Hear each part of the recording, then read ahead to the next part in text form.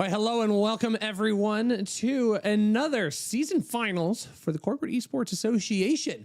Today, we are going to be covering the grand finals for Stormgate here in the... Oh, did I not bring up the right one? Oh, I did. All right, cool. There we go. Sorry, had a bit of a delay on my screen, but we are jumping into the charity championships here for the Corporate Esports Association. My name is Rushy, and I am super excited to be casting some Stormgate games with you today. Of course, I cannot do this by myself. I am here with the wonderful Algorithm. Algorithm, how are you doing today? I'm doing great. Thank you for the invite, Rushy, and I'm really happy to be here for some fun Stormgate today. Yeah, it should be a fun day. Of course, Stormgate's still kind of in the early stages of its of game life, and we're super excited to be able to provide a grand finals as a part of the RTS series here for the Corporate Esports Association. But the format of said series is still kind of in its blossoming stages as well. We've had 6 teams that have been competing this season for the top prize of registration money going towards a charity of their choice. And it's been pretty quick to get ourselves to this first grand finals event. And there's a lot of pride riding on the line, but it seems like the charity money has already been taken care of, as our 2 teams fighting out for the top spots are actually collegiate teams. So normally it's just corporate teams that are competing at this level, but to try and take care of some additional excitement and to round out our team rankings, some collegiate teams have been brought in from Columbia, Duke, Oregon State, and the Rochester Institute of Technology. So a lot of good players being represented across the spectrum. Yeah, this is actually kind of extra interesting for me. In my real day life, I am a university professor, so I am engaged in some collegiate activities. None of these universities, I'll say, but I am going to give a little shout out and say I'm going to cheer for these collegiate players today and see who wins the Stormgate crown in this first season of Stormgate, if I understand correctly, in the Corporate Esports. Yeah, it should be fun to see everything kind of unfold as we get set up here for our first and only best of 7 of the day. It's going to be the Blue Flame Hellions of Columbia, Duke, and Oregon State Universities versus the RIT Orange, the Rochester Institute of Technology here. And it's going to be pretty straightforward down the line. So we've got 7 maps, very conveniently. It's just set up in a fashion of we've got 7 maps in the pool. We've got 7 maps to play. So our order of maps is already set up. Secluded Grove, Furious Resolve, Boneyard are the top 3. Ruination rounds out the guarantee, because we're going to play 4 maps no matter what to make sure we get to our best of 7 requirements. And if we need to go further, Broken Crown, the OG, the first map in Stormgate, map number 5, Secluded Grove, and Lost Hope, the 4-player map with a lot of randomization, takes us to the 7th. So who knows, maybe we'll get lucky and see all 7 maps in the pool today. I'll be real honest, I'm not entirely sure the strength of either of our players. So I think some of this is going to be a bit of a surprise as everything is kind of unfolding in front of us. But what do you imagine, Algorithm, is going to be our goal that we want to try and accomplish today? What are we going to be looking for? Where's the hype going to be? Well, I think you're right that some of our players, we're not really certain what their MMRs are, so we might see some players really come out and showcase some interesting build orders and skills. I think one thing that I will comment about the current player pool, no matter where you are in the MMR, a lot of the players on the Stormgate ladder right now are pretty skilled RTS players. So I expect that we are going to see some good games.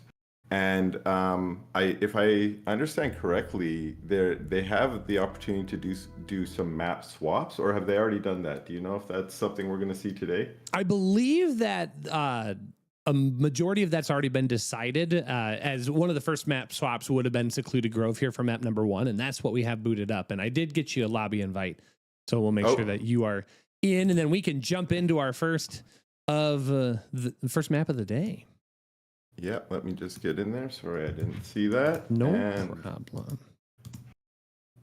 No problem. All good. But I do want to take a moment here as we are ready to go to take an opportunity to shout out to our sponsors, the XP League, the Franklin, and Luna, for helping make this series possible here this season. So big shout out to them. We've got a little bit of branding that we'll share with you in the kind of later stages of this cast. But thank you so much for being here, guys. Appreciate you tuning in.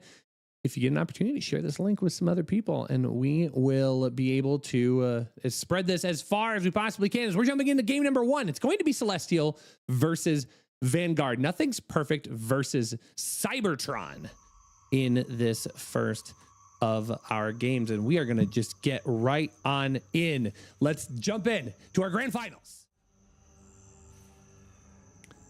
Spawning here in the top right of Secluded Grove, it is the red Vanguard player playing for RIT Orange. This is Cybertron. All right, and Cybertron's opponent spawning here in the blue Celestial is going to be Nothing's Perfect. I mean, what a beautiful username to draw up an RTS game number 1. Nothing's perfect. Nothing can be perfect. We can only do our best.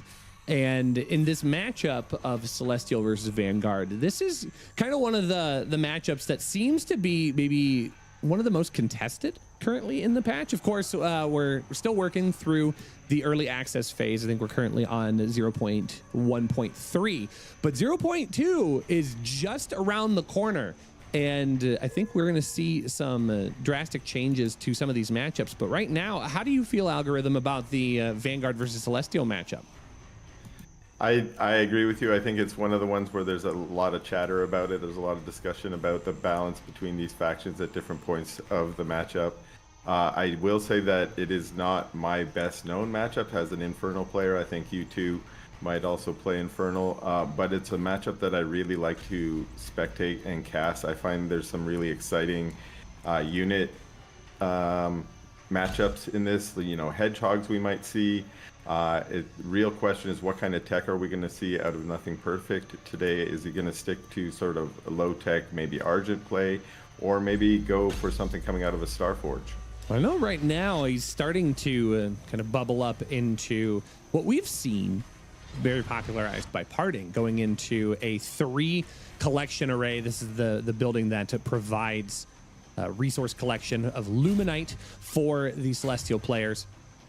And then just getting into 2 creation chambers, and you just pump out a ton of Argents. The Argents are really good against the early Lancers of the Vanguard player because they do bonus damage to heavy units, but power banks are very, very instrumental in the growth and production of the Celestial player here. So Cybertron being able to pick off that early power bank is very, very good. The Sovereign's Watch, not quite a force to be reckoned with here, as Cybertron's going to be able to get out of here, Algorithm. I mean, that's kind of a nice little start here, just harassing his opponent a little bit.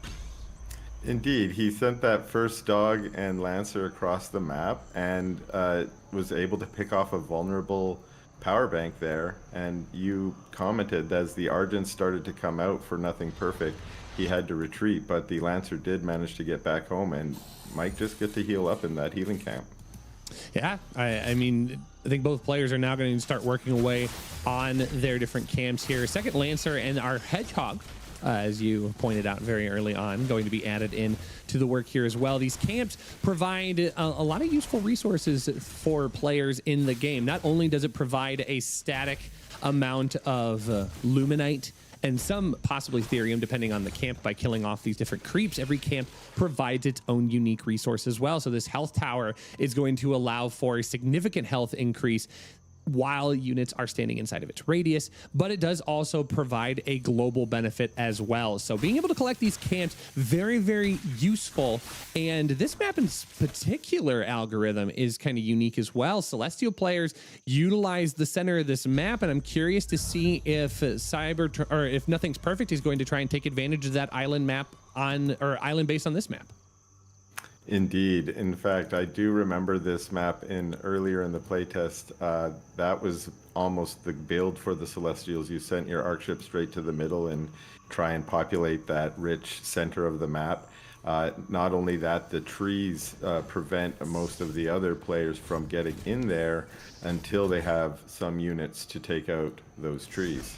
And fortunately for Cybertron, he does have access to the mech bay, which is going to be producing those hedgehogs right now. Very fast units, can attack on the ground, but then can siege up and attack air units as well. But it does open up the avenue for Vulcans. Those are those big mech units that can kind of charge forward and actually knock down all of these trees. But right now, it seems as if Nothing's Perfect is just going into this Argent heavy playstyle right now, being able to tackle these different units. Again, Argent does bonus damage versus heavy, but it also has this energy component as well. It starts with 30 energy, and as long as it has 10 energy to spare, it will attack units at a much stronger amount. I think it like doubles their ability to deal damage, but once that energy runs out, it does take time to recharge, but that damage does significantly decrease. So provides some specific moments where the Argents are very, very useful, and they can deal a lot of damage to a unit like that Bruiser there,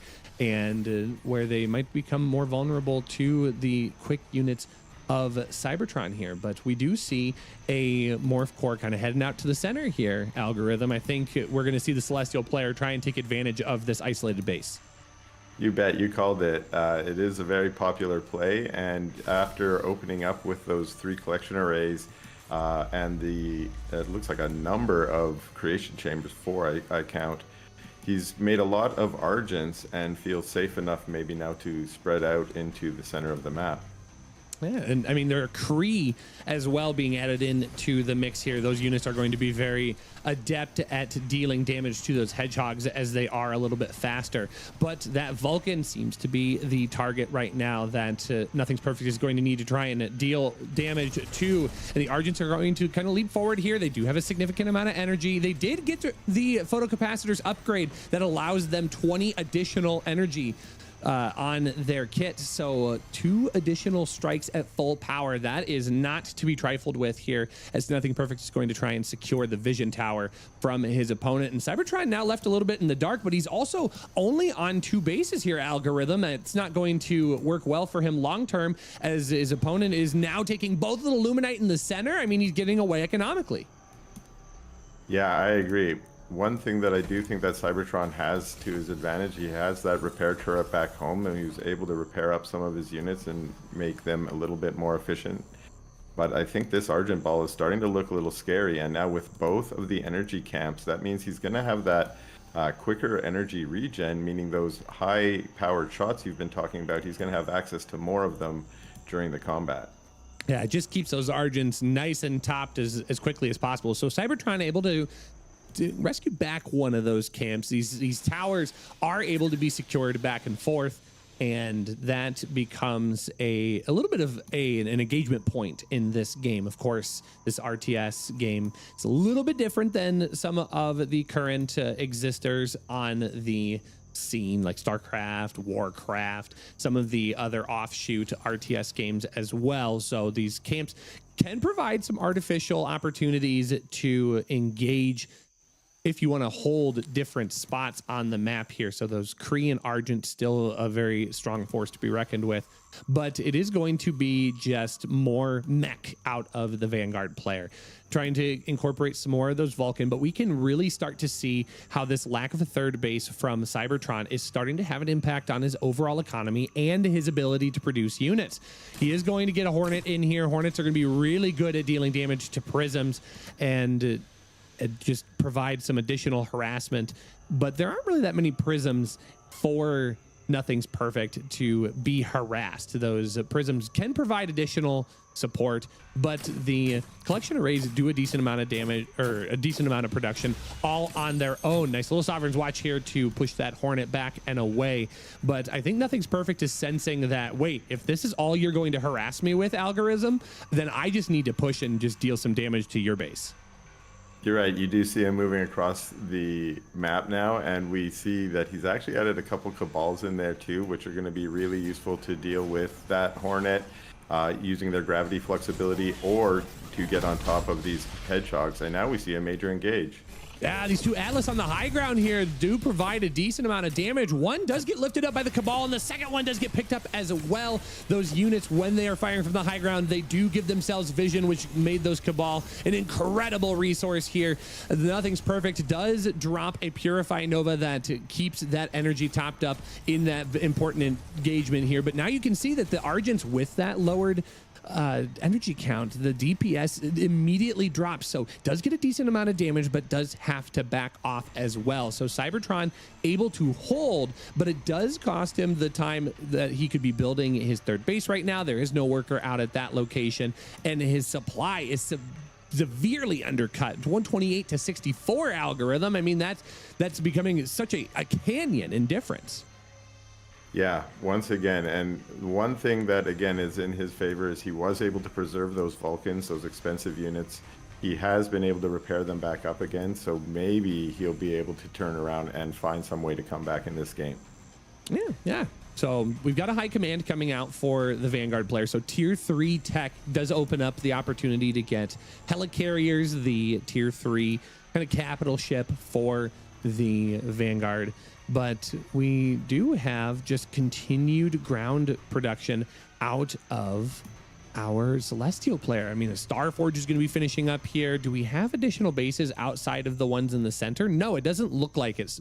So I'm going to say it's only 5 collection array. I mean, that's still a significant amount, but without the existence of those additional prisms, that does limit a little bit what kind of mining is allowed to happen here. There's going to be a Hornet that does a decent amount of damage here onto this collection array. There's a Strike Node trying to deal some damage here. That is going to be close, but the collection array is going to be able to survive and will be allowed to repair itself as well. So Cybertron not able to stifle the economy, but in reality, Algorithm, I think getting more than one base is going to be a requirement here if he wants to stymie his opponent's growth. For sure, and what a quick, good save on that collection array there. But we, at the same time, see a couple more Morph Cores going out for Nothing's Perfect to take a couple more collection arrays, it looks like, in the top left. And as you said, that's just going to mean that Nothing Perfect's economy is just going to start taking off, and Cybertron's either going to have to start denying these bases or is going to have to start catching up in economy on his own. Well, I think this is kind of the funny thing that happens, especially on the ladder, where we can see such a distance between the two players in terms of supply. It's 191 for the Celestial player. It's 100 for the Vanguard player. And in a game like a StarCraft or especially a Stormgate, the larger the distance in that supply gap, it just has monumental amounts of impact, almost to the point where it's kind of comical. You wonder if this army could just push across the map and just move into his opponent, and maybe just without even a little bit of micro, might be able to just completely wipe out his opponent. But it doesn't have the scouting information right now. He's not quite aware of the position that the Vanguard player is in. I mean, there is no 4th base out here. The base in the center, it has been taken by the Celestial player for quite some time, and Atlas is going to get caught out as well. Does get one shot off, but one shot's not going to be enough when the entirety of this army is barreling down on the forces of Cybertron. Oh no, this is a bad engage. Cybertron's unit's caught out creeping. Oh, he does manage to get one of those nano swarm shields down from his what are those units called? Sentinels up above there. Yeah. And I think that's one thing that he can get here is a little bit of a defender's advantage. That might be able to help him out, but like you said, there's just so much here from Cybertron, or sorry, from Nothing's Perfect, that I just do not know if he's going to be able to hold. Oh, the Vulcans are getting lifted up as well. That does reset their DPS, as the longer they fire, the more damage they deal. And this is a pretty decent fight for them, fighting inside of that nanoswarm bubble, but being able to be disabled and lifted up, that is going to limit all of the damage that this could possibly find out. A Purify Nova does come down from the skies here, refreshing the energy. You can see those Argents quickly gaining back their energy. That third base is going to be dealt with post haste, and Cybertron is left. Vulcan on the high ground there, but oh no, he gets picked up too. Yes, he does. One Atlas going to try and save the day here, Algorithm. A scan goes down as well, just to confirm that this is all that's left. It's 270 to 63. We've never seen a 200 supply lead from an opponent before, and I think this is going to be all she wrote here. I mean, there's just way too much army here. Nothing's Perfect is going to be able to barrel this down and secure a game 1 victory. GG is called, and Cybertron has to tap out here in game number 1. Wow, what a great match there from both of them. But yes, I think the tale of that match was just the runaway of the economy. And we saw the Celestial player just build a really deadly death ball and march it across the map. Kind of, as you mentioned, not quite an A move. He did micro his units, but he just had enough to bowl over that Vulcan force. Yeah, just an incredible show of force there. And in a game like Stormgate, the early advantages do give you a huge amount of sustain as things go along. So if you can get little wins in the early game, it does make a huge difference later on. I mean, you could see, 200 supply different. Even before that fight began, you're looking at 150 difference. Even with the strong tech of the Vanguard player, I mean, Vulcans have received some pretty significant buffs in the recent patches and have guided Vanguard players towards more consistent use of those mechanical units. It's clear that the tier 1 units of the Celestials still carry a lot of power. Yeah, and I do think you mentioned a little bit of a snowball, and we did see the Celestial player try to take that lead and get a little bit more ahead, which is what you tried to do. And part of the reason for that is, even though you do have those early game leads and they can help you contribute to the final win, there's always the chance that you maybe get a bad engage or you get caught out on the map, and now all of a sudden the supply swings the other way. And now, so that's, I think, one reason why we see players try to make that supply lead get even bigger and bigger and bigger so that when they have that final engage, they're guaranteed to bowl over their opponent. Yeah. And I think something that is kind of nice about this team layout specifically is we get a chance to see some unique matchups. It's not just going to be one matchup here, as we do have our lobby for map number 2. It's going to be Furious Resolve. It's our next map. It's going to be an Infernal versus Infernal. We get into a mirror matchup here in game number 2. So RIT Bo Beck versus the Blue Marble, the blue team for sure. The blue Flame Hellions. So at least the Blue Marble is on brand today with the right color in his name, so it's going to be a little bit easier for us to keep track of which team is which. And as you mentioned before the cast to me, we've got a blue versus orange today. We've got the RIT Orange versus the Blue Flame Hellions, so it's a battle of the colors. I know, and if there was a way for us to control the types of colors that we get, I mean, right now in the observer mode, it's just red versus blue. Man, what if we could get orange versus blue in the colors? That would be perfect. That would be perfect. But as we learned in the last game, nothing's perfect, Algorithm. That's true. Nothing is indeed perfect. And we will see what kind of game we're going to get here in this Infernal versus Infernal.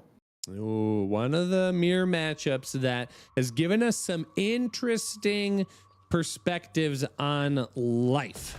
And we are going to be jumping in. I believe it was Blue Flame Hellions that won game number 1, right? Am I remembering that correctly?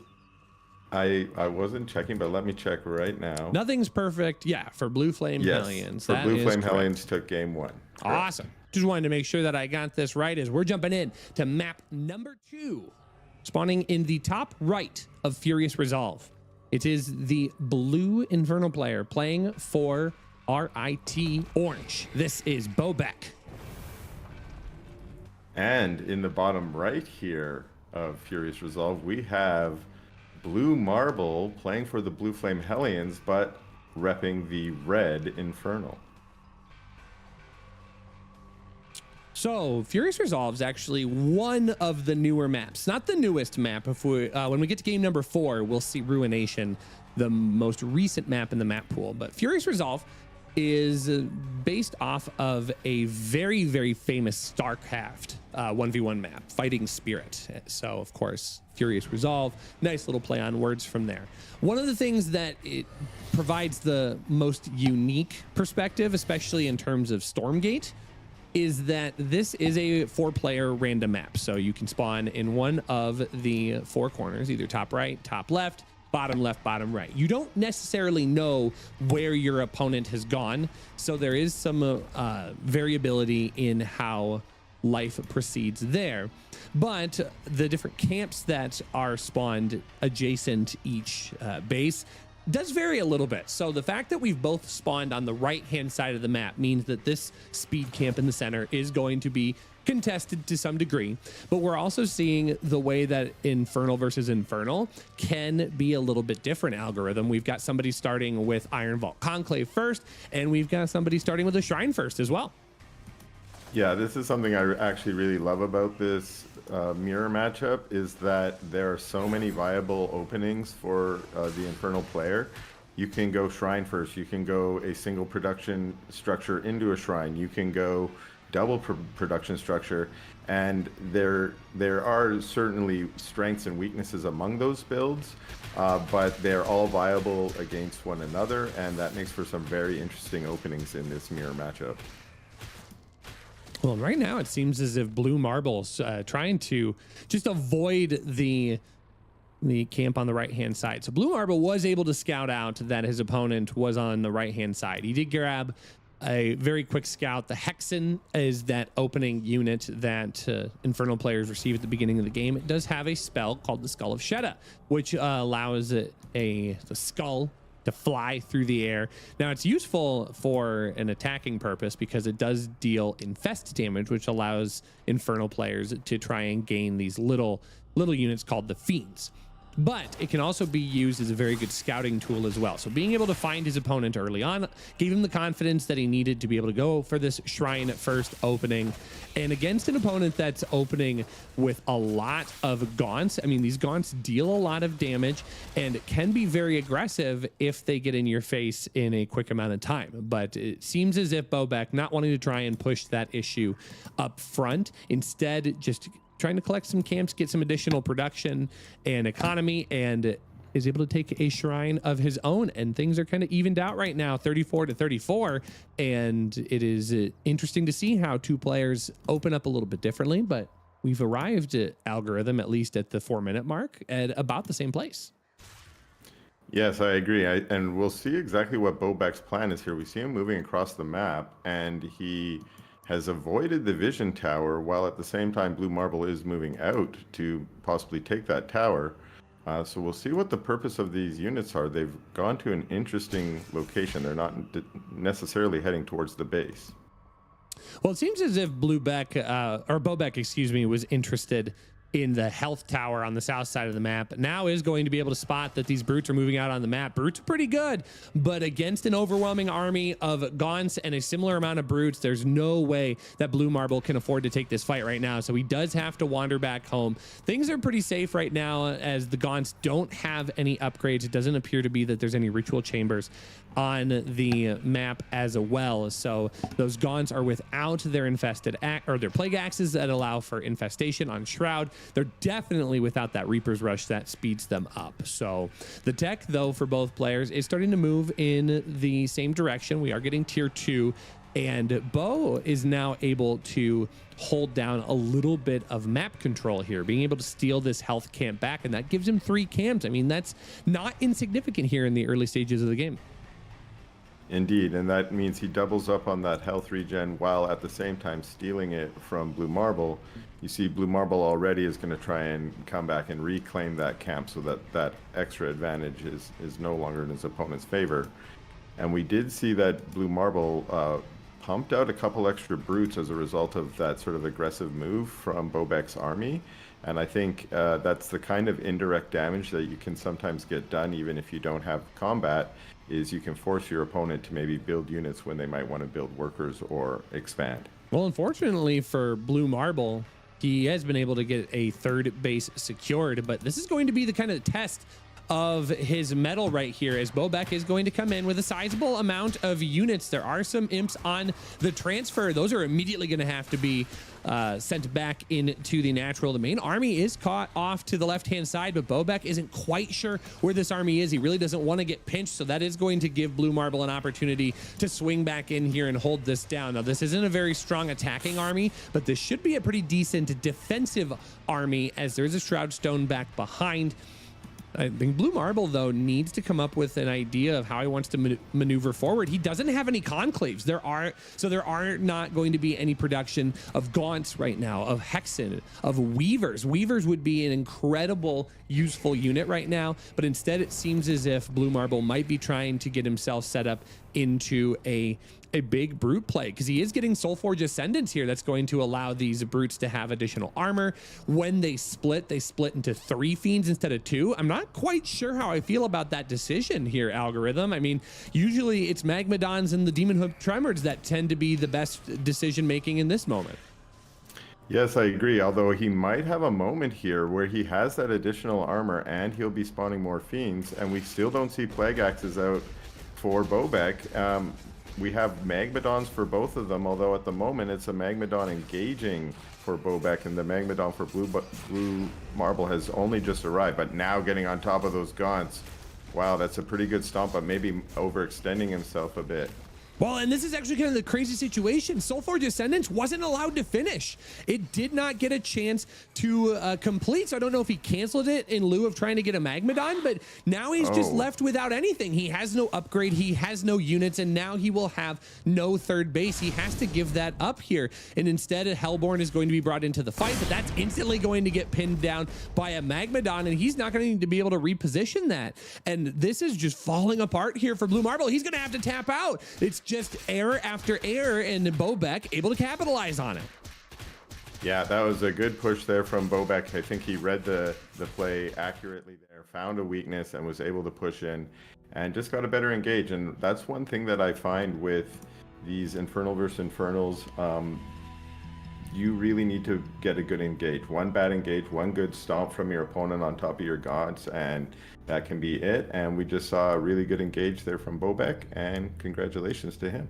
I mean, I think at that point, I think Blue recognized that the upgrade for the brutes was not going to give him the return that he needed, but at some point you run into it's almost the sunk cost fallacy, the sunk cost fallacy, correct? Where yes. you've invested the time, you've invested the resources, and now you need something. You might as well get something out of what you invested all that time into, especially when I think it was literally within like 10 to 15 seconds of being completed. He would have had it for at least a portion of that fight if it had been allowed to finish. So typically we see a lot of Magmadons there. Magmadons do a good job of dealing AoE damage off of a spell.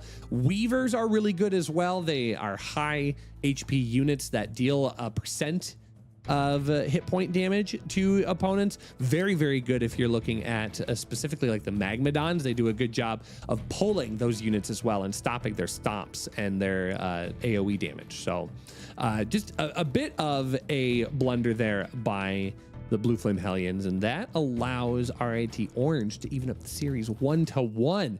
So yeah, I mean, now we kind of get into a situation where now we go to game number 3, and we're going to have a new matchup and new players. It's kind of hard to know what we're going to see. Yeah, no, I'm excited that we're actually getting a match here. We've got one game for each team. So now we're down to a best of 5. And that means both these teams are eager to fight it out for the bragging rights that's going to come as looks like we've got a lobby for game number 3. Looks like we've got Bo Beck back in for our RIT Orange, but I see a familiar name here, Algorithm. It's JXP playing. Wow. For the I Blue Flame Hellions. recognize that name. Yeah. Okay, and I did know that JXP was, he is a college student. He's working on his graduate work, I believe. So didn't expect to see him here today, but hey, it's good to see you, JXP, and good luck for you. Which team is JXP playing for here today? He is playing for the Blue Flame Hellions at this point, and it does look like we're going to get Indigo for RIT Orange. So switching out Bobek for his next teammate, but it is going to be another Celestial versus Vanguard matchup here. We know JXP, he is a very strong player, and we've also seen him come up with some pretty creative builds, and we're gonna have to see if he's got one here for this game 3. We're gonna hop right in and get into the action here as we spawn into the Boneyard, the bottom left-hand corner, playing for RIT Orange. It is the blue Celestial player. This is Indigo. And spawning in the top right, as we mentioned, a somewhat well-known player is JXP123, playing in the red Vanguard. So this is a pretty good map for Celestial players. So I'm not surprised to see that a Celestial is being tagged in for this specific map. I mean, Boneyard is one of the larger maps in the pool, in all honesty, because if you think about like the distance, like here's the main, here's the natural. The third base is just a staggering distance away from the main base. But this features and highlights 2 elevated island bases. The only way you can get to these is through flying means. So if you've got an evac, if you're the Vanguard player, you can just fly a numerous amount of units over for the Celestial, but that's what makes this map so strong for Celestial players. They can capitalize on what we would call maybe some free bases here, and we see both of our players kind of utilizing some interesting tactics here. What do you make of the early Therium Purifier on the left-hand side here, Algorithm? Oh, that is usually an early tell, and I imagine JXP was able to scout that, but that does mean usually Starforge play, and we do see a Starforge already out on the map. That could mean vectors, it could mean maybe, in the old days it might mean size, although after the recent patch I'm not sure that that's usually the meta anymore. My expectation is probably vectors as we see a second Starforge going down as well. Well, we do have Jay taking advantage of some mechanics over here on the right-hand side as well. We see that a sentry post is going down. So these sentry posts are very useful for a lot of different purposes. You can throw a unit inside of them, and depending on what unit you toss in, you get a different benefit. So this buzzsaw cannon with the Lancer inside of it does a decent amount of damage. It does bonus damage to light, but what it does allow for is a good target for these units to strike with. And now you can deal an alarming amount of damage to this level 2 camp very early on with very minimal impact to your army. Yeah, this is a really cool play. I think I first saw this a couple weeks ago from Mana in one of the tournaments, and I'm just so impressed that with a couple bobs, you can and of course this sentry turret, or now buzzsaw cannon, you can tank the bruiser and the other units there very early in the game. We're seeing at 3 minutes already this Luminite tower being taken out. And it does provide a decent amount of Luminite overall. And one thing that is kind of interesting, this sentry post, if it does get harassed a little bit by Indigo, you can just refund it. You can get 100% of your money back, Algorithm. And I don't know about you, but in this economy, 100% refund, pretty dang good deal if you ask me. I agree. That is a huge bonus. And what that does mean is JXP could literally just pick up that sentry post, move over to the other side of the map and do it again, or do it at the Therium, and basically reuse the same sentry post by just refunding it and rebuilding it across the map. Well, we do have an interesting setup in player situations here. We did get very, very early vectors. You said that the Celestial player was going to go into very, very quick units here, and that he did. But hold the phone here. These vectors are caught out just a little bit. These dogs do a very good job of kiting and surrounding units. They're very scrappy. They also do bonus damage to light units as well. But these vectors are not to be trifled with, as they are able to deal a lot of damage to these units, and they're going to try and pick off these scouts one by one here. Some of these vectors are getting very, very low. This final scout going to try and secure the kill. It isn't going to be able to figure that out, but this reinforcing hedgehog will be able to tap off that last unit as well. Going to try and secure 2 as well. These vectors not finding the damage that they need to, and suddenly we're seeing some veterancy drop down onto these hedgehogs. They provide additional DPS here. An algorithm, Indigo slowly starting to lose this battle. Yeah, this is a huge micro battle right now. We've got both of these players are playing highly microable units, and so it's really coming down to who can get the delta jumps, who can get the promotes down, and who can do the focus fire on their opponent's units. So one of the things that's unique about Stormgate is all 3 factions have top bar abilities that we can't see in the observer mode, but we can see their energy. So it's this little Wi-Fi signal for the Vanguard player. It's just straight energy that fills over time, but the Celestial players benefit from power. So anytime they build these power banks, or anytime they build a arc ship of some kind or upgrade it, that allows them to utilize these top bar abilities. And the top bar abilities for all three factions do vary slightly, but they do provide decent amounts of benefits if you're able to capitalize into them. Gosh, there's just a lot of microing back and forth here. The delta jumps do allow the vectors to move into different spots, but they do make them very vulnerable here. For the 10 to 15 seconds after they jump, they take bonus damage from units. So algorithm, you've really got to make sure that those units get out of the way if they are going to benefit from that delta jump. Yeah, one thing that Indigo could really use right now is that recall tech, because that would allow him to have even more micro ability from his vectors. Not only does it give them bonus speed, but it will allow them to use that recall ability that in some cases at least can help you heal up after taking some damage from that vulnerability you're mentioning. So I'm a bit surprised here that Indigo has not tapped into a more aggressive economic start here. Only 2 collection arrays at this point. I mean, the third, the island base, the alternate third, all left barren right now, but that's allowing JXP to really get a economic foothold in this game. He does have a second command post up. His central command is completed as well, so we do have tier 2 available. The hedgehogs could get access to their transonic rockets that will increase their weapon range. It's a nice little upgrade here, but we still don't see a whole lot of transition out of Indigo as well. It seems as if, yeah, he is going to try and get a third collection array going, that morph core floating down to the south side of the map. Indigo now going to go harass this Luminite tower, but gosh, what an advantage that this Luminite tower has given to JXP throughout the course of this game. Right, he's had it here for almost the whole 5 minutes of its time, which means he's been collecting that additional Luminite over that entire period. And as you mentioned, he already has been able to get a little bit of a economy lead with his second command post, and that additional income probably just enough to help him boost his army. And we see a little bit of a supply lead there for him.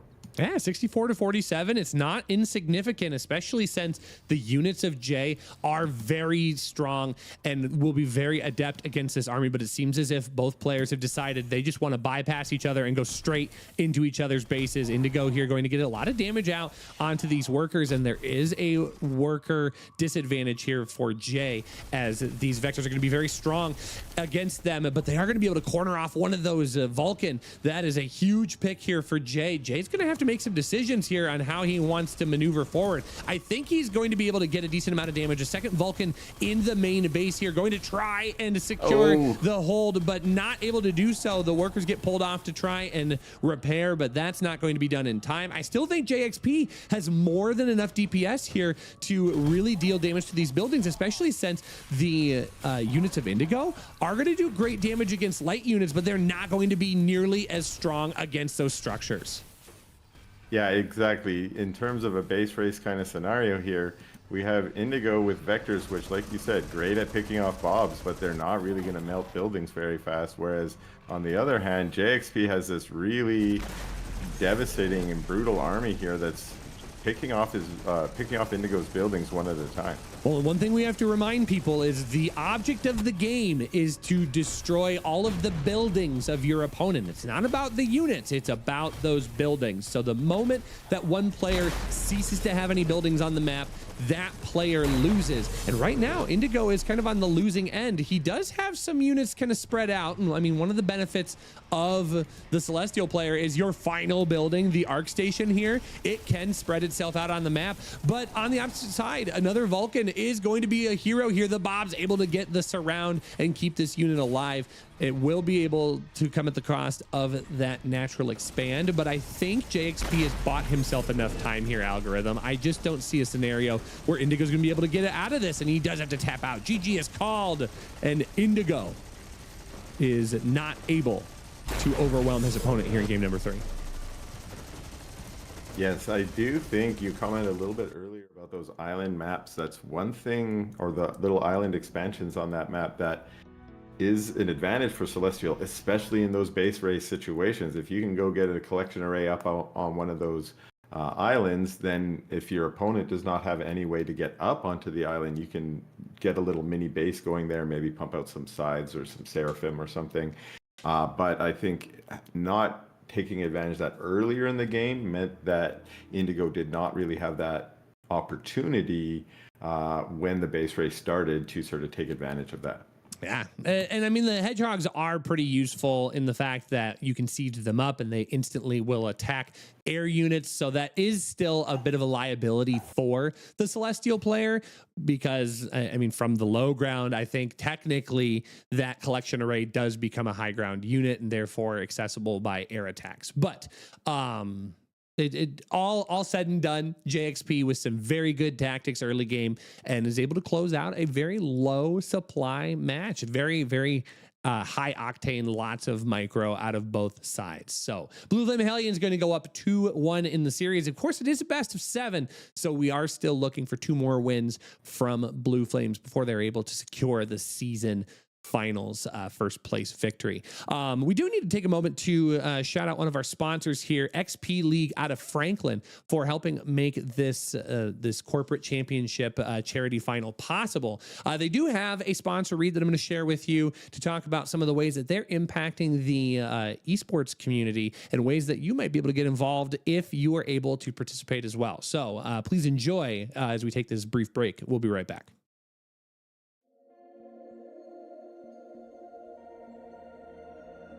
XP League is a youth esports organization that combines the thrill of competitive gaming with the values of teamwork, leadership, and personal growth.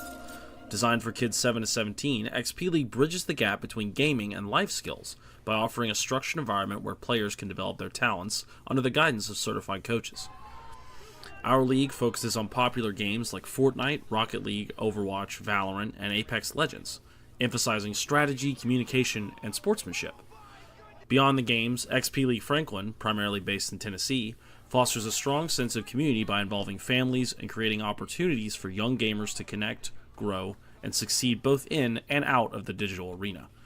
Our strong coaching staff has allowed us connections to colleges all across the U.S., where alumni of our program have gone on to compete on scholarships, and recently we became a partner to ExoClan, an EU-based professional esports organization, which is allowing us dedicated time with pro-level coaches, players, and managers.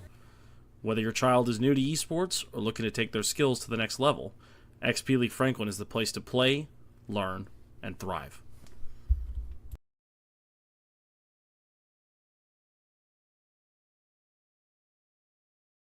What a fun community opportunity to add into the esports scene. So if you get a chance to support the XP League, please do. And make sure that your companies are also able to be a part of it as well, because it is good. I mean, as a teacher myself, being able to positively impact students and all types of gamers is a great thing. So big shout out to XP League. Also big shout out to Luna as well for helping make today's series possible.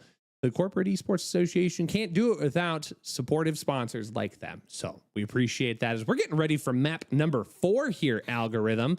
We're going to have a new, fresh set of players here. We're going to find out what our matchup's going to be here in just a moment as well. I'm telling you, Infernal versus Vanguard would be a lot of fun to see.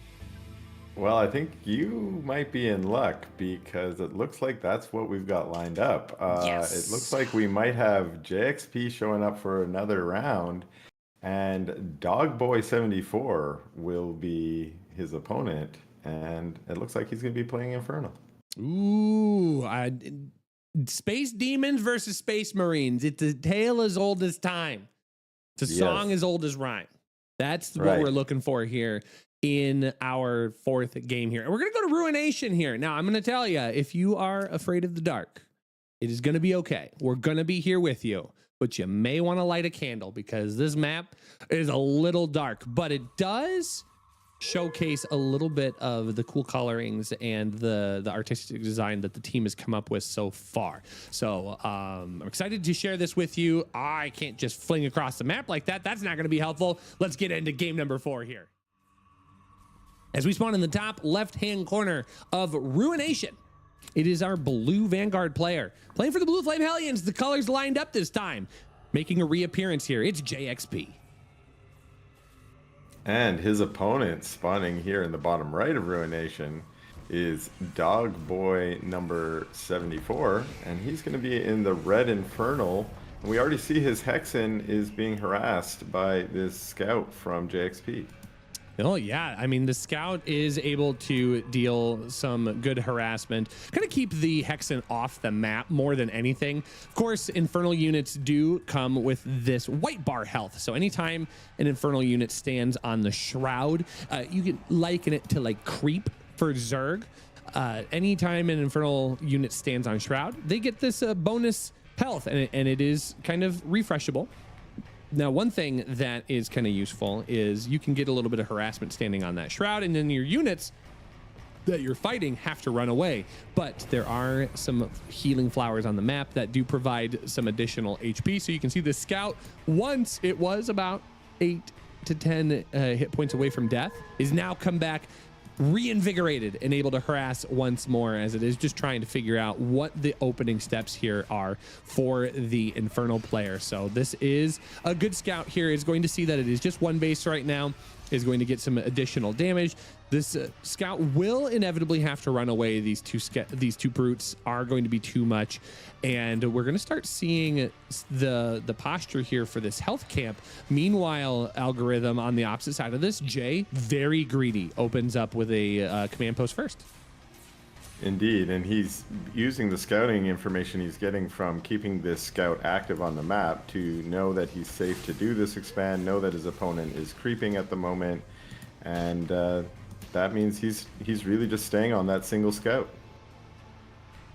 So ultimately, I mean, the first barracks is going to come down. This has been a ton of worker production for JXP. This map is a little bit larger. It's not the largest map in the pool, but there is definitely some space between the two main bases. So Jay able to capitalize on the fact that there is that much space. He gets a decent worker count that's going to make his economy flow here really quick. There is a bit of a timing where Dogboy could kind of push in and try and do a little tango with the maximum of 2, maybe 4 Lancers that can be produced at this point from JXP's position. But I think one thing to note is when you're playing against a player with a high skill ceiling such as JP, the number of units far underweighs the skill that Jay can pump into those units, because these Lancers can be pretty slick if you dance them the right way. Exactly, and I think you're right that Dogboy is trying to take that opportunity to move across. We see him being kind of aggressive with his brutes, but JXP is keeping him out of his base by using those Lancers sort of to make sure that if there is going to be a battle, it's going to be happening in the middle of the map and not in his base.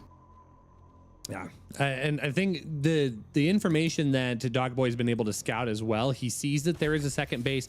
That base is entirely saturated here. No camps.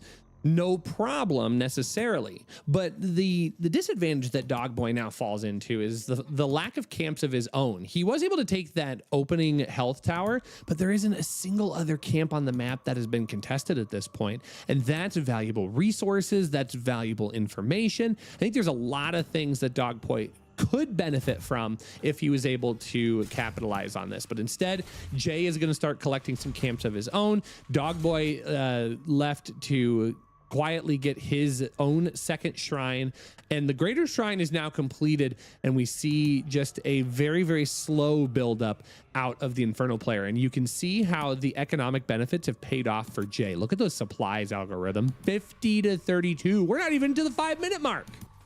Right, and now we see some lightning legs on these lancers from that speed camp, which allowed them to rush right up on top of this army. And this is an army, look at them get on top of those gaunts there. They're going to try and use their bonus damage against light, and a ton of promotes going down.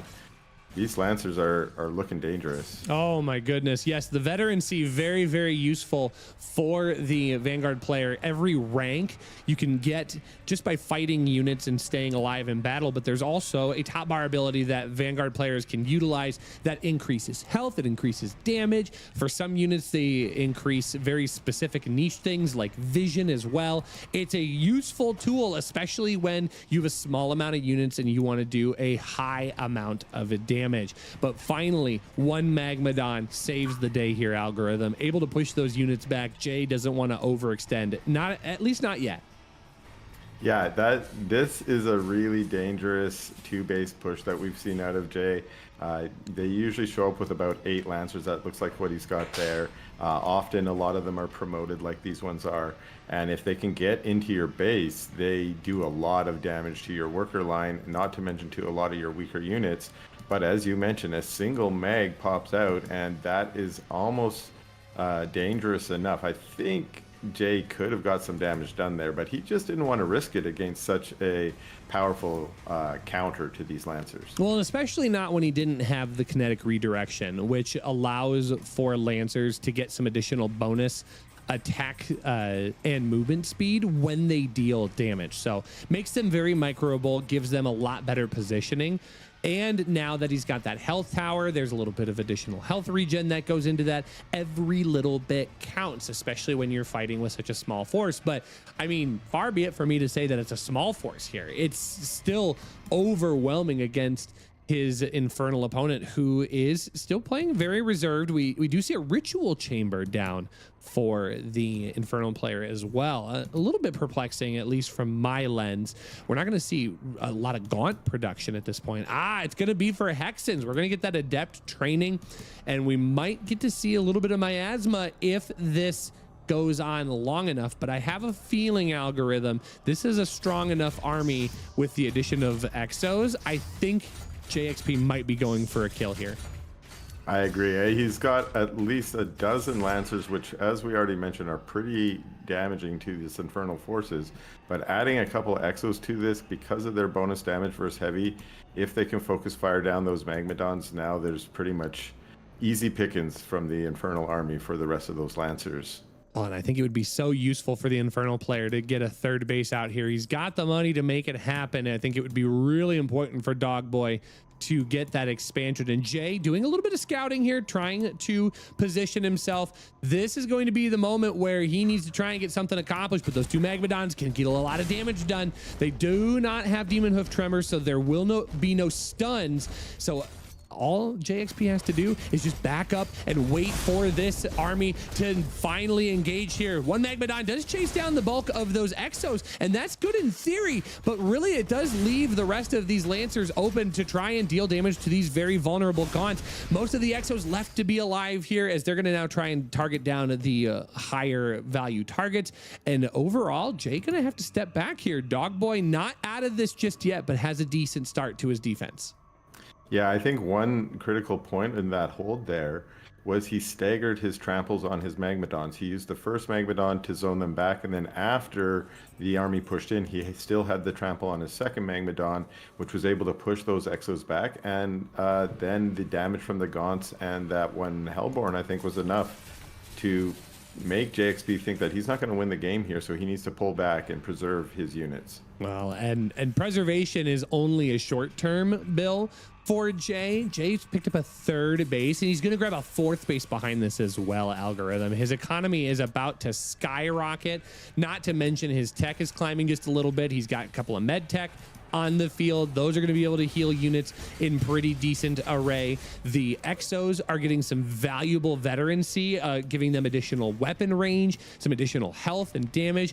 It's only on the up and up here for Jay as he is able to secure a stronger economic foothold and is preventing his opponent from getting any sort of position on the map. Right, and this is Dogboy's moment, and I'm hoping that he's going to move across, because if he doesn't take this in terms of power, this better army, and try and make something happen out of it, he's going to be so behind in the economy.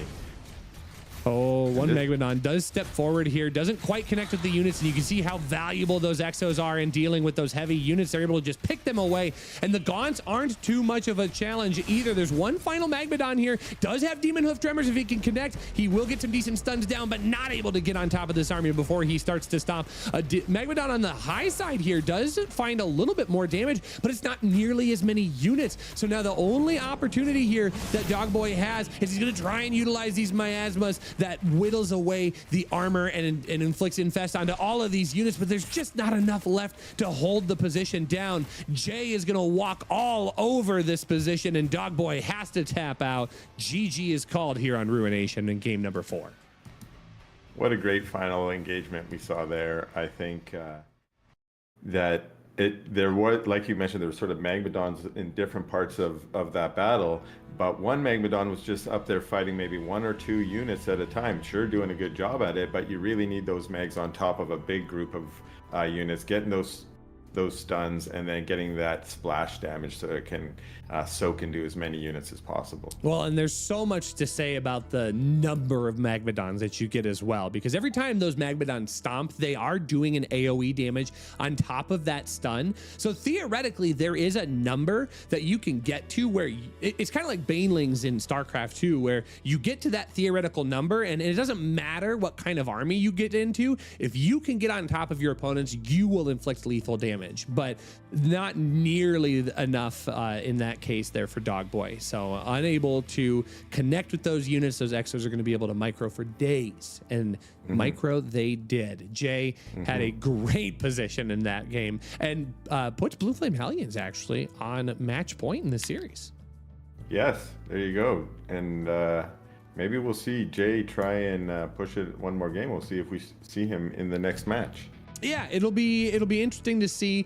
I mean, of course, we talked about earlier how the Stormgate series is kind of developing and evolving. StarCraft 2 finals layout is a little bit more fleshed out. It kind of focuses a little bit more on team elements.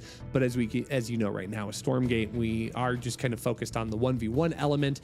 I would love to see in the future. I think it would be cool. I know Team Mayhem, their 3v3 initiative. I think that could be really fun in this Corporate Esports Association team format. I think that could be a really cool development down the road. That would be really cool, and even mixing in some of the 2v2s on some of the custom maps that they've given us. I don't know. Have you had a chance to play any 2v2s yet, Rushy? I have with some of the community members, including JXP, and they've been really fun games. Yeah, I have not played any 2v2 at this point, but I have played plenty of 2v2 in RTS games, and I know it's always a good time, especially if you get some people that are really into the games. So should be a fun way to develop. I definitely am looking forward to seeing how Frost Giant Studios is able to develop their game so far, because there are a lot of great things that are happening in Stormgate. Super excited to see how that moves forward. So we are going to get into game number 5 here. Right now, there is an ace that is being determined. We are going to go to Broken Crown, but we're going to have to figure out which player is going to be coming in for the Blue Flame Hellions, who are on they're on match point. Or actually, no, it should be for RIT Orange. That should be the key player that's coming in. Oh, it does not need to be me. Unless you want to go play Algorithm. Maybe you're their secret ace. I don't know. You versus me. How about that, Rushy? We'll decide it all. Oh, I don't know. I don't know if people would want to see that or not. I'm not entirely sure. Oh, it looks like we're gonna go back to our initial matchup. All right. Well, it's just there's whole bunch of some musical chairs right here. Oh man. Well, hey, folks, while we determine our map number 5, we're gonna throw it over to just a super brief break here. We're gonna go to the BRB screen, but when we come back, we will have game number 5. It's gonna be match point for the Blue Flame Hellions here for the corporate charity championships for Stormgate, right here on the Corporate Esports Association YouTube channel. We'll be right back in just a moment.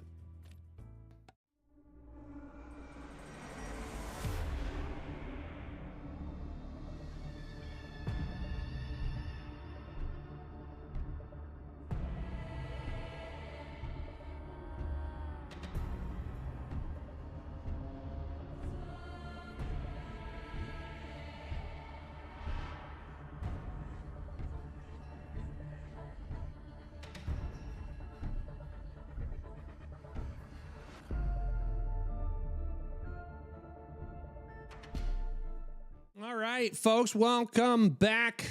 Oh, I was like, one of my lights decided not to work. It decided to work. I love that. Game number 5, we're going to Broken Crown. It's going to be Celestial versus Celestial. Are you as excited as I am for Argent's algorithm? I love Argents. They're great. Oh, I'm so excited. We've got ourselves, like I said, a match point here. It's going to be game number 5. We're going to hop right on in here because the game is already underway. Spawning in the top right-hand corner of Broken Crown, the OG map of Stormgate. On match point here, it is the blue Celestial player. This is Nothing's Perfect for the Blue Flame Hellions. And in the bottom left, although already flying his arc ship out, is Indigo playing for RIT in the red Celestial. Okay. I was wondering if this game was going to be extra goofy, because sometimes Celestial versus Celestial can be, especially if one player decides to cheese and the other person does not appropriately scout it. But maybe they agreed outside of the lobby that like, hey, let's just make this one easy peasy, no crazy stuff. Let's just all start with 3 collection arrays and duke this out like true gentlemen and just build as many Argents as we possibly can. Yeah, good old fashioned no rush 10 minutes. We'll just each build an army, meet in the middle, and we'll smash our armies together. We'll see if that's what plays out. And like you said, they both opened here with 3 arrays, which is very standard. And I imagine we're going to see some creation chambers after this. But we'll see how maybe these builds diverge from one another after this sort of more standard opening. Well, I know that we've seen some rather creative games as well from Celestial players. I know Arail Stormgate happens to be a very influential player in the Stormgate scene right now for Celestials, and he has created, I'll call some unique builds that utilize some, well, let's call them unique timings that maybe you get some tier 3 arc station here and you just fly across the map and then you just laser down all of your opponent's buildings. Like, it's fine. It's normal stuff, normal business. Yeah, at 3 minutes or whatever his timing, because as you mentioned, Ariel Stormgate has a knack for finding the quickest way to get that into your base, and maybe with an Archangel to come along behind as well.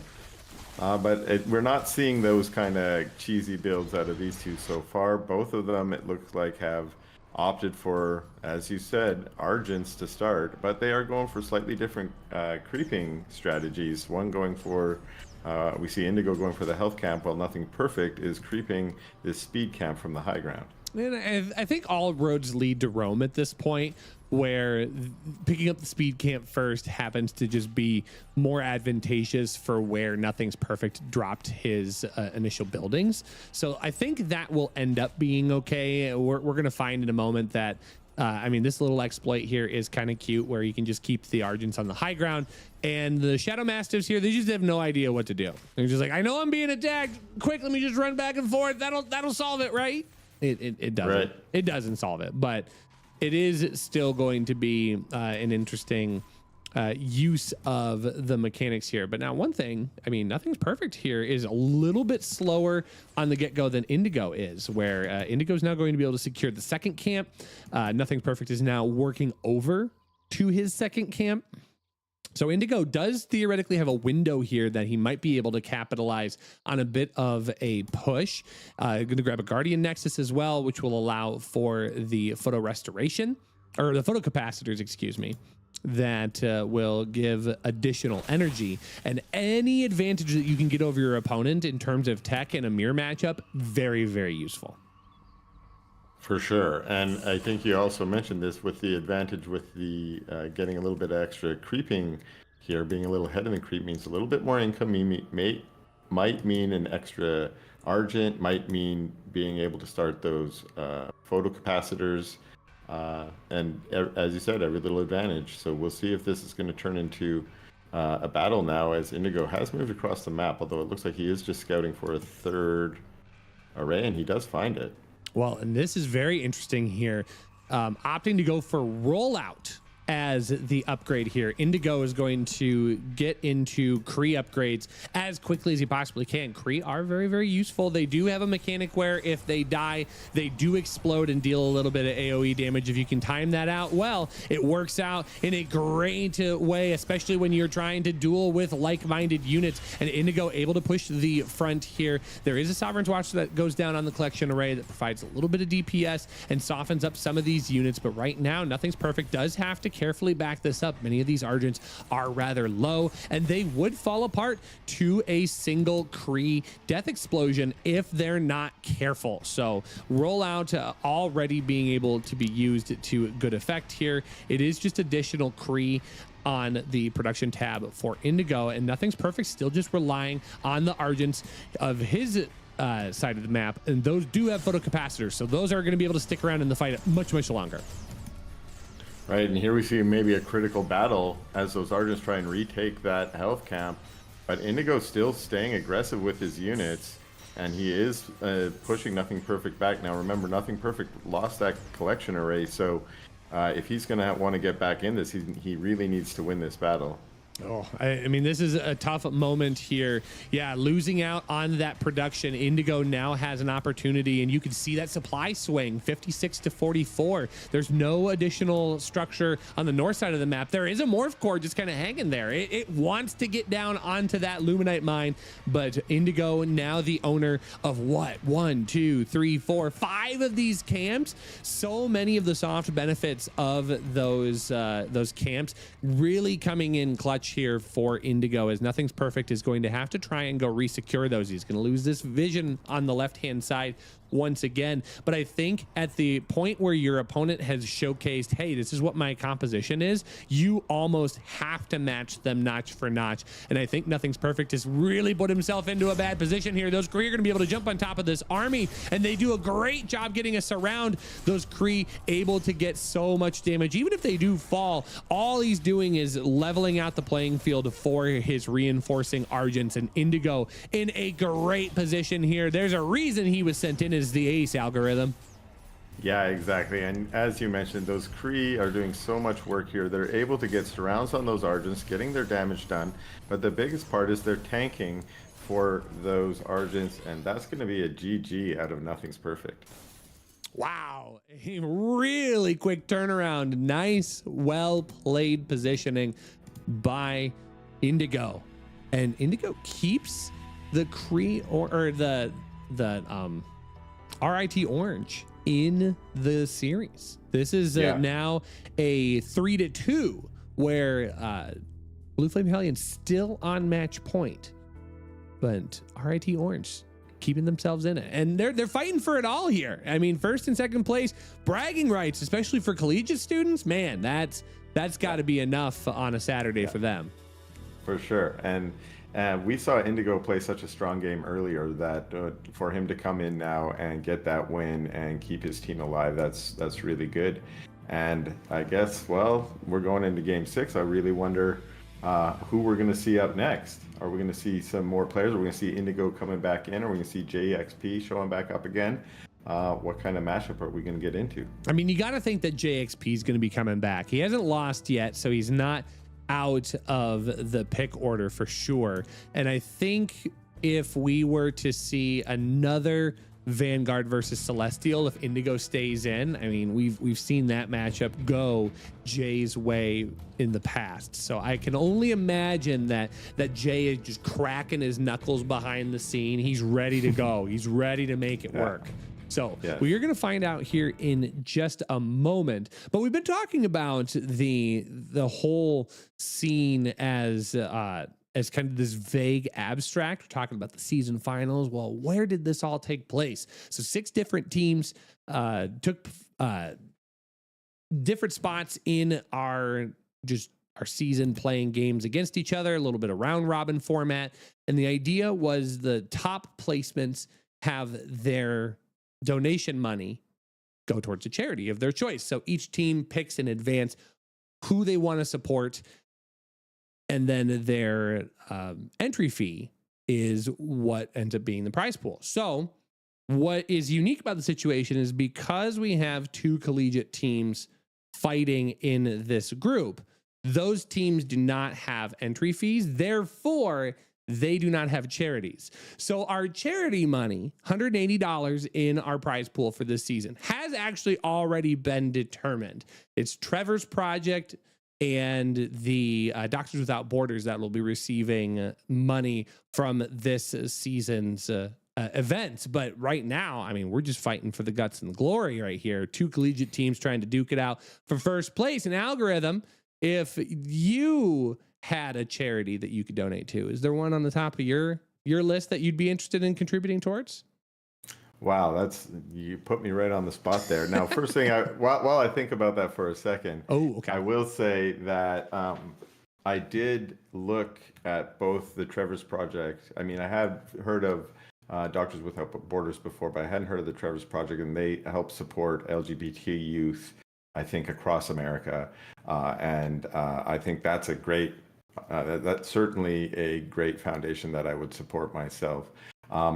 Another thing that I would probably support with my own charity, I'm autistic, so I would probably put some money into the autistic community somewhere. I don't have a charity off the top of my head that I would add, but I love supporting neurodivergent folks. So yeah, that would be mine. What about you, Rushy? I love that. Well, you know, I'm a teacher, so there is, well, and I'm a band teacher specifically. So there are some really cool music organizations that kick in funding. It's the, oh gosh, what is the name? It's an old movie, but they provide instruments for schools that have lots of low socioeconomic families in their school district. It's the Mr. Holland's Opus Foundation. Yes. That's the name of it. So I always try to make time for them. They do some really good work, and they impact students that live inside of my realm of work outside of casting RTS games of varying kinds. So definitely, awesome. And it's definitely the time of year. So if you've got an opportunity to contribute to a charity, even if you just volunteer in your own community, that is the best way to get out there, folks. So we definitely hope that you get a chance to participate in those avenues as you see fit. But we do have a game number 6 here. I see Jay. I saw Indigo. We're going to have to see who RIT Orange sends out against JXP, as Jay is looking to close out the series for the Blue Flame Hellions here. And on Secluded Grove, this could be a good map for a Celestial player. I saw Algorithm for a moment. Algorithm's not going out there. No. I don't blame you. I played JXP before, and I'll tell you exactly how it went. I played him on the ladder, and I said something like, "Please go easy on me." And so Jay macroed for about 20 minutes and showed up with 20 helicarriers at my base. And I was just like, oh, okay, that's how it went, I guess. But yeah, no, I'm not going to sit down and try and play Jay today. That sounds about right. Yeah, that sounds about right. I've played Jay as well, and our games went much shorter than that. But we are going to get one more unique matchup here. If this does end up being our final game, it's going to be Vanguard versus Vanguard, another mirror matchup. So we're going to get all three mirrors today. I think if, you know, I don't have any control over the games, but if for some reason Jay were to lose, there's only one matchup left that I don't think we've seen, and that would be Infernal versus Celestial. So Yes. who knows? Maybe we could get the full series. We could get the full sweep. We'll have to see. I'd like to see that. I'd like to see that. So Vanguard versus Vanguard, JXP versus Cybertron. I don't know. I think this matchup's a little bit more developed. Oh, okay. It used to be only dogs and dogs, but now it's dogs and hogs. Ooh. And maybe a Vulcan mixed in there, maybe some Hornets. So we'll see what we get. Yeah, a little bit of everything. And there is a little bit on the line here for JXP as he tries to close things out. But Cybertron on the way to see if we can make this a full series. So we're going to hop in to game number 6 on Secluded Grove in the bottom left-hand corner on his final Grand Finals life. Needs to win if he wants to take this to a game 7. Playing for RIT Orange. This is Cybertron.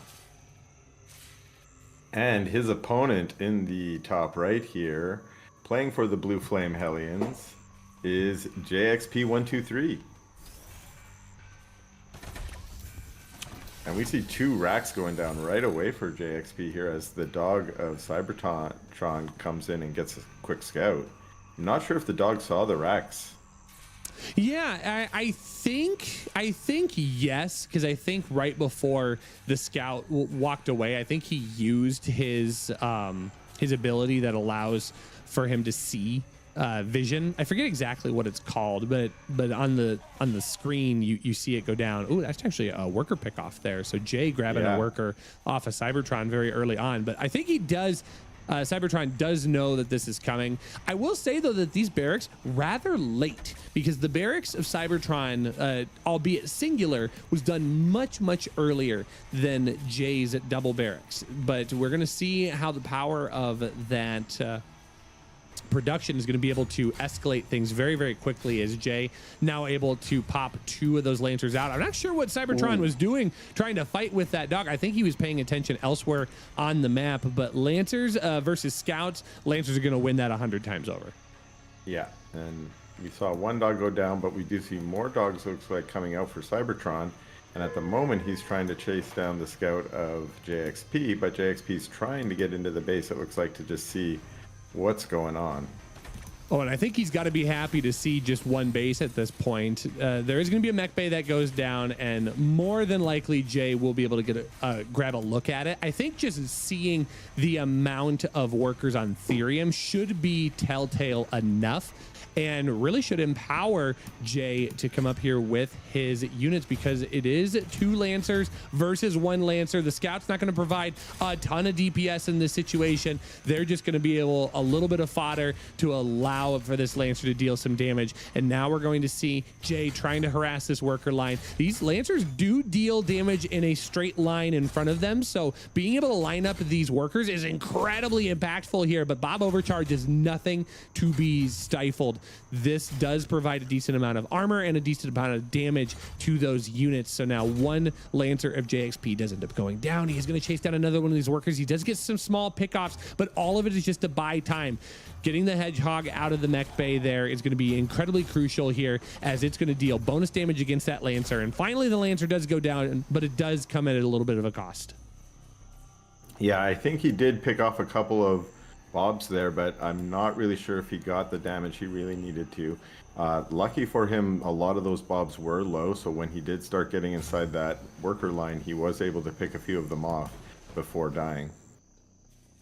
So we've got Hedgehogs for Jay coming up on his side of the map, but he's just sticking with Scouts. He wants the mobility of those Scouts rather than the lack of mobility from these Lancers. Ooh, grabbing that healing flower, allowing that Lancer to stay alive for just a little bit longer. If he can get into this wooded area, that Hedgehog not able to chase him down, he's going to be stopped by this extra foliage here. And there's an additional Lancer to try and hold this position down. So Jay able to escape with a unit. That's going to be useful as he's trying to continue to take this health camp and maneuver himself further into the game.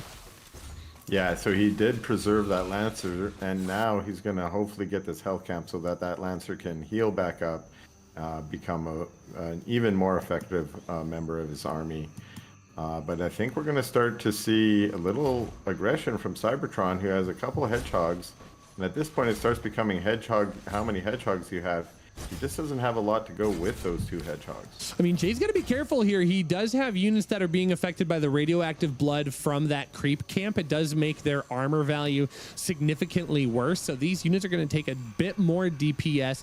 Jay playing very bold here, but it does pay off, does pick off those Lancers. The Hedgehogs forced to travel back home, and now Jay does have a small advantage in the health camp, being able to get some of that passive health regen.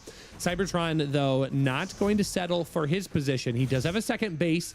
This command post is about to finish up. Going to try and grab that vision camp here. He's going to just focus down the vision camp and not really pay attention to the units there. He loses a Hedgehog almost for free, and that second Lancer is going to go down as well. That's a lot of unit loss here for such a small amount of supply, and now we see the tier 2 veterancy dropped in here. One Hedgehog does end up going down. An algorithm, if he loses all of these Hedgehogs, that's going to be GG for him. That's lights out. Yeah, and we're seeing some amazing micro again out of both of them, but I think JXP is just getting the better of that, able to focus fire down these Hedgehogs, trying to chase this one weak one out at the back, and does get it. Now it's just a single Hedgehog. These Bobs are chasing it, trying to repair it. It's trying to get into the Bob line for safety, and it does. And it's not even that he can really afford to spend time healing this Hedgehog right now. I mean, these workers need to work. There's only so many workers left on the side of Cybertron. Jay, despite being down a base, is now up in supply, 36 to 22. And every Hedgehog that gets harassed here is one step closer to the brink for Cybertron. Cybertron's going to quickly try and throw down a sentry post just to hold on here. Even getting a repair-o-matic could be so huge, but I feel like this is almost 1 minute too late. If Cybertron has this at the beginning of this engagement, this might go completely differently for him, but instead, now he's caught trying to protect everything, and at the cost of everything, he's not able to hold the position. Yeah, we've got 4 Hedgehogs here just basically picking off anything that comes out of this mech bay or this Rax. And as you mentioned, those Bobs, they needed to be working. They were not gathering Luminite, meaning there's just nothing queued up here. There's nothing queued up for Cybertron, and that means JXP is free to just harass this command post. Yeah, and only now are we going to see another Hedgehog in production. It's going to come at the cost of his natural. Jay never expected to get an additional base here. He wanted this to be a one base all in, and that's exactly what we're going to see. One of the units buildings actually getting refunded, trying to just produce any kind of units here, and once this mech bay goes down, so too will Cybertron's chances of holding RIT Orange in this series here. One last final ditch effort. This Hedgehog gonna try and stay alive, but will not accomplish its goal. Cybertron taps out, and GG is called. Blue Flame Hellions are the season champions here for the corporate charity championships for Stormgate. Yeah, congratulations to the Blue Flame Hellions, and you know, shout out to Cybertron for trying to stay in that as long as you can. When you got your tournament life on the line, you want to see if you can pop out a one last hero Hellion and see what he can do, even if he's up against 7 or 8 other Hellions. You know, you want to see yourself give it your all. You don't want to early GG, and good for him for sticking in there. Yeah, I mean, some great effort by both teams, but of course the skill and the practice of JXP definitely shining through as He's able to help elevate Blue Flame Hellions to the first place spot in this season final. So very, very well played by them. RIT Orange as well, walking away with second place. They have the Blue Flame Hellions have the bragging rights for this season split of Stormgate. And we're very, very hopeful that this will not be the only one for the Corporate Esports Association. Of course, we have seen a multitude of competitive esports, not only RTS, but throughout the competitive esports realm.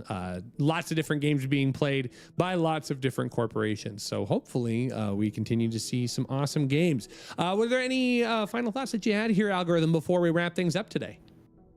I just want to say thank you for inviting me, and thank you to the Corporate Esports Association. I had a lot of fun, and yeah, I would love to see more Stormgate in this space. I would, in fact, one thing I'm going to do when I go back to my own university is I'm going to go to my students and say, who wants to play in the Stormgate League, and let me see if I can get a little Stormgate team. And who knows, maybe there will be some students from my university competing there in the next season. No, that would be pretty cool. That'd be pretty cool to see. So, big shout out to the Corporate Esports Association for helping make these events possible. Of course, we couldn't do it without sponsors like the XP League and Luna. Thank you so much for helping make this a possibility.